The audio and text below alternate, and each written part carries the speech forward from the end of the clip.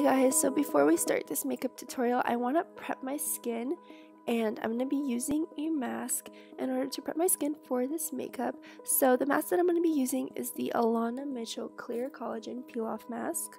It's an all-natural mask with hydrolyzed collagen. To start off, I push the button on the top to activate and release the liquid into the lower chamber of the mask. Then the cotton pillow kind of dissolves, creating a gel mask, which is super cool. As you can see, the mask is a really cool gel consistency, and trust me guys, it feels amazing on the skin as well. To apply the mask, I'm going to be using a foundation brush, and the one I'm using is this Marc Jacobs one. By the way, I kind of wanted to quickly mention that is not a hickey on my neck. I did burn myself using a curling iron, so I just thought I needed to quickly get that out of the way. So I'm going to begin to dip my brush in the container and just put on the mask onto my skin.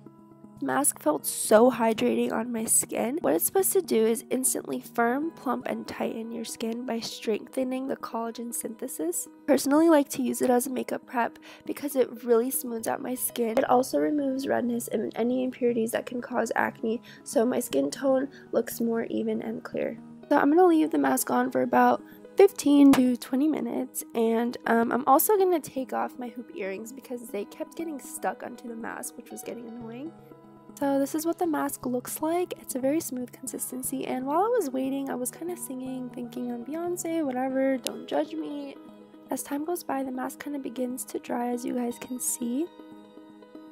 So you can either peel off the mask or wash it off with warm water, but what I personally like to do is peel it off first, and then any excess that is left on my skin, I wash off with warm water. As you can see, my skin looks so smooth, clear, and hydrated. There's no redness at all. To top it off, I'm also going to be using this vitamin C moisturizer by Joanna Marie as well, just to hydrate my face furthermore for this tutorial.